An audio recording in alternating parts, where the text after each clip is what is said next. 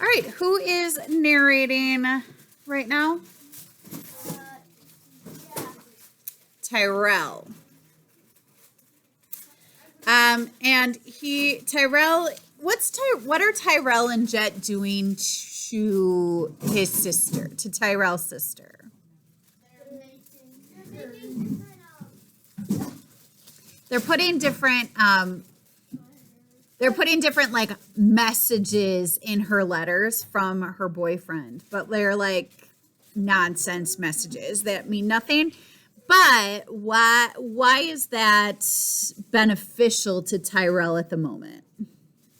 Because she's being nicer. Yeah, it distracts her, so she's like paying attention to those letters and trying to figure them out, so she's not driving Tyrell up the wall, right? All right, but Tyrell's starting to think, okay, now we're gonna get home, and what's gonna happen? Oh no, she's gonna freak out. We're gonna get home, and she's gonna be like, dude, boyfriend, what is happening with these letters? And he's going to be like, I never wrote that. And she's going to realize who is involved here. Okay. I try to share these worries with Jet, but he has his own problems. The downside of a booming candy business is that in no time at all, you run out of stock. Remember, we still owe Brandon 3 bars a day to keep him from exposing needles. So pretty soon, Jet and I are back on the launch to Hedge Apple on a shopping trip. Don't get me wrong, I love hanging out with Jet, but he's a lot braver than me. He doesn't panic over borrowing a boat that doesn't belong to us. He already has a reputation as a screw-up. So if he gets kicked out of the Oasis, it won't surprise his father or anyone else. But if I get kicked out, my family will never forgive me. Well, maybe Sarah, since she'll get to go home to Landon. But Mom and Dad, forget it. I'll be disowned. We won't get caught, Jet scoffs. I never get caught. If that was true, I retorted, we'd be traveling by hovercraft right now. He laughs it off because he gives 0 hoots. Meanwhile, the illegal candy lizard boat jacking is stressing me out. I wish I could be more like Jet and not care, but it just isn't possible. I give hoots. I'm too nervous not to be nervous. And seasick, I reflect as the familiar queasiness comes over me. I hang my head over the side for most of the trip, so I see it first. About halfway to Hedge Apple, where the road veers in towards the river, I spot a bicycle pushed up into the brush as if someone was trying to hide it. Hey, I call to Jet, isn't that an Oasis bike?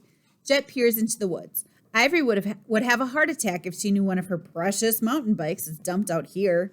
Should we tell her, I wonder? Oh, sure, Jet rolls his eyes. Like I wake up every morning thinking of ways to make life better for Ivory. Besides, what's your explanation for how come you saw it? Good point, I concede, feeling pretty stupid. Jet's mood brightens as we get closer to Hedge Apple. Or maybe I have that backwards. The Oasis casts a cloud of gloom over him, so any other place is an improvement.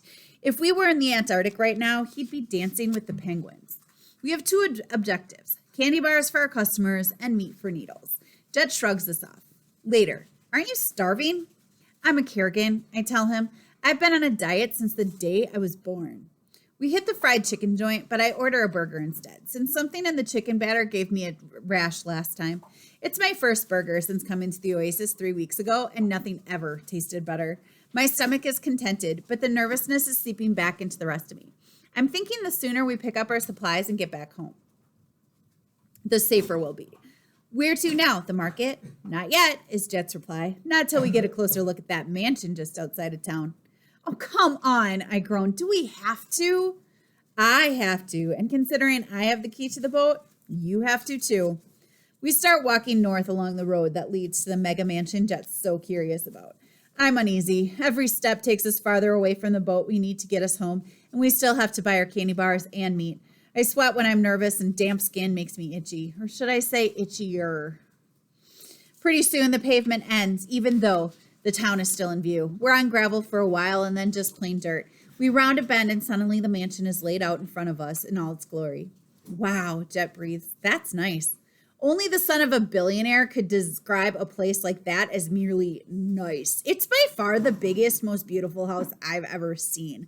Against the backdrop of a place like Hedge Apple, it rises from the ground like the Taj Mahal. We can turn around now, right? I say hopefully. We've seen it and now we can leave. Jet is lost in his own thoughts. Why would Snapper build a place like this in Hedgeapple? We'll probably never know. I say that hopefully too.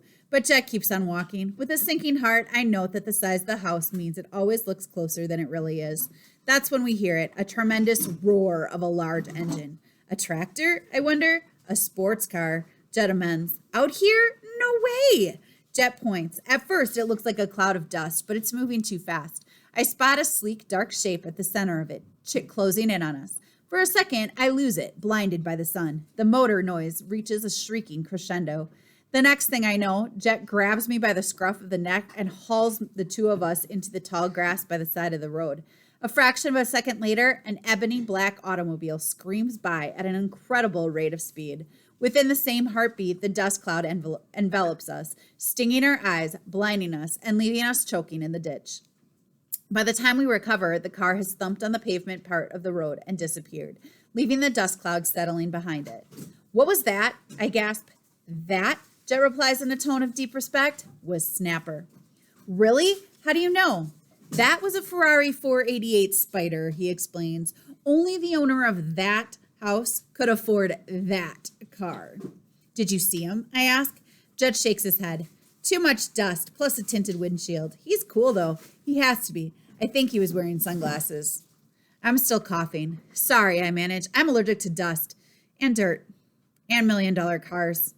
Only $500,000, Jet informs me, nicely equipped. In that case, I retort, I'll take 2. Now that we know Snapper isn't home, I'm praying that Jet will turn around, but no such luck. He insists on getting closer to the house, but when we get to a point where we can see it better, it opens up more mysteries than it solves. It's by far the greatest home I've ever seen, yet it's completely naked. Not a bush, not a flower, not even a blade of grass. The river runs a few hundred yards behind it, so the view must be nice, but it's ruined by the fact that everything else around the structure is plain gray-brown dirt and scrub.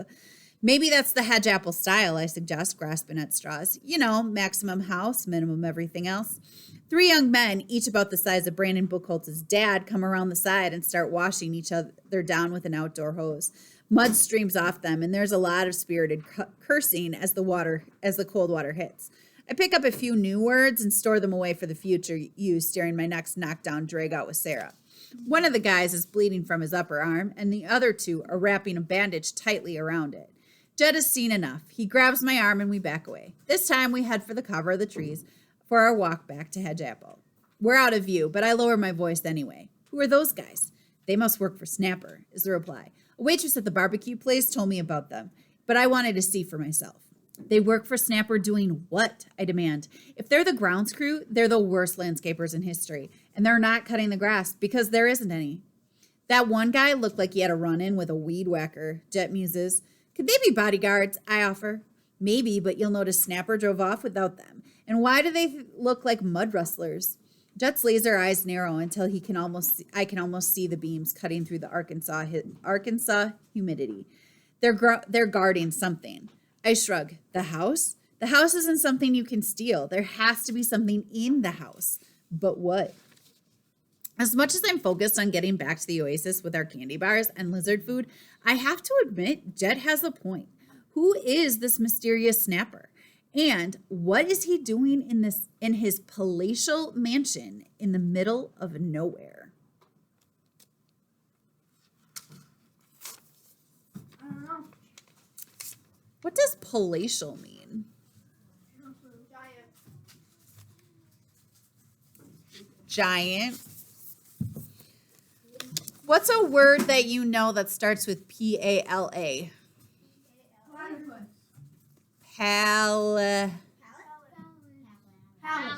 Palace. So a palatial mansion would be like a palace.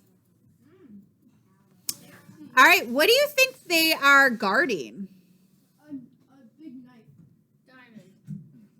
So a sword? No, a big knife. Mula. He probably has a child, and then they're probably just capturing her and sticking her in a dark closet. It's It's not probably a knife. good. I mean, bet it's it's not. a child. Yeah, what's her name? No. What's her name? What? You guys know that one girl, that's her dad. Yeah, who's hiding a secret. And then No, He's got I that still giant Brooklyn? knife. Brooklyn's the one that's hiding a secret. I think Brooke. No, I still think Brooke Maybe was the the secret is that her dad also is hiding that secret. No, she's in that house. No, and her dad's telling her to she's staying she tells him to stay away from that place. What was happening to the men? What were they doing? Oh, they were hosing each other off. They were hosing each other down because they were all full of mud. What else? They were They were saying naughty words. Yes. Weren't they driving the? No, that was that snapper. What happened to one of them? They Shot. we had a run Run over. over.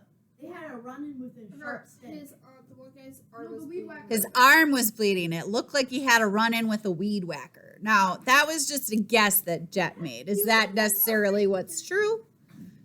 No, that was just a guess. I think snappers been robbing civilians. Your predictions are never wrong.